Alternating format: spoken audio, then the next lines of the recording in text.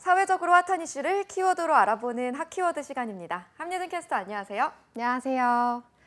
네, 대출받아도 신용도가 올라가면 은행에 금리를 낮춰달라고 요구할 수 있다는 것 알고 계시죠?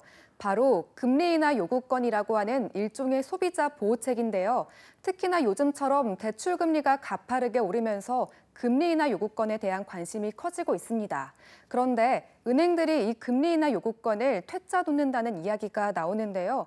왜일까요? 핫키워드에서 짚어보겠습니다. 이렇게 대출 금리가 높아질 때 한 푼이라도 이자 비용을 줄이는 게 절실한 만큼 금리 인하 요청하는 분들이 많을 텐데요.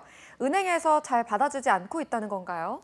네, 은행들이 이 금리 인하 요구권을 실제로 얼마나 들어주는지 실태가 처음 공개됐는데요. 실제로 이런 요청을 한 고객 4명 중 3명은 퇴짜를 맞은 것으로 나타났습니다. 은행연합회가 공개한 19개 은행의 올 상반기 금리 인하 요구 수용률을 보면요. 가계대출 기준으로 시중 5대 은행은 NH농협은행이 60.5%로 가장 높았고 신한은행이 29%로 가장 낮았습니다. 금리 인하 요청은 폭발적으로 늘어나지만 수용률은 해마다 줄고 있다고 합니다. 그렇다면 간신히 금리 인하 요구권의 문턱을 넘은 분들의 경우에는 이자 감면 혜택을 얼마나 받나요? 네, 어렵사리 심사 문턱을 통과했다고 한숨 돌리는 것도 잠시죠. 정작 이자 감면율이 매우 적었습니다. 올해 상반기 4대 은행의 인하 금리 0.1%포인트 단위로 쪼개서 분석한 자료를 보면요. 절반이 넘는 52%는 인하 금리가 0.1%포인트 이하였다고 합니다. 1%포인트 넘게 금리 인하 혜택을 받은 차주는 11.1%에 그쳤을 뿐이고요. 있으나 마나한 제도가 아니냐는 소리가 나올 만한 상황이 맞는 거네요. 네, 소비자들이 더 답답해하는 부분이 있습니다. 바로 금리 인하 요구를 거절당해도 정확한 이유를 알 수 없다는 건데요. 은행의 거절 사유를 분석해보니 대부분 신용개선 요건 불충분이라고만 되어 있는데요. 그렇다면 얼마나, 무엇을 어떻게 개선하면 되는지 알고 싶은 게 당연하지 않을까요? 그런데 이때 구체적으로 재산이 늘어난 게 반영됐는지, 신용점수는 얼마나 더 올려야 하는지 등을 알 수 없다고 합니다. 탈락했는데 탈락 사유가 무엇인지 구체적으로 어떤 부분을 수정 보완해야 할지 알려주지 않는다면 사실상 신청하지 말라는 것 아닌가요? 네, 그렇죠.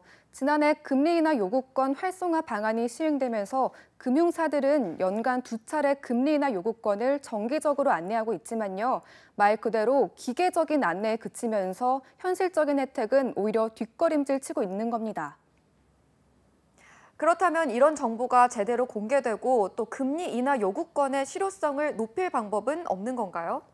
네, 전문가들은 금리 인하 요구 진행 절차, 특히 심사 절차에 대한 정보를 소비자에게 제공해야 한다고 지적합니다. 복잡한 금리 산정 과정을 소비자가 알 수 없고 금융권이 공개하지도 않고 있는 만큼 요구를 거절한다면 그 이유도 최대한 구체적으로 설명해야 한다는 거죠. 법제화된 금리 인하 요구권의 실효성, 정부에서도 손 놓고만 있을 일은 아니지 않습니까? 네, 그래서 최근 정부도 금리 인하 요구권 활성화를 위해서 지난달부터 금융사들이 금리 인하 요구권 운용 실적을 공시하도록 했는데요. 반년 주기로 신청 건수와 수용 건수, 수용률과 이적 감면액 등 4가지 항목을 공개하도록 한 겁니다.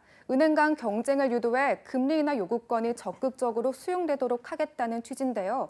하지만 이렇게 경쟁만 붙인다고 소비자 권리가 지켜지는 게 아닌 만큼 더 세부적인 지침이 나와야 한다는 지적도 나옵니다.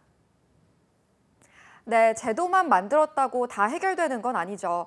제대로 실행돼 커지는 금리 부담 속에 소비자들의 부담을 덜겠다는 취지까지 잘 살리고 있는지 끝까지 살펴봐야겠습니다.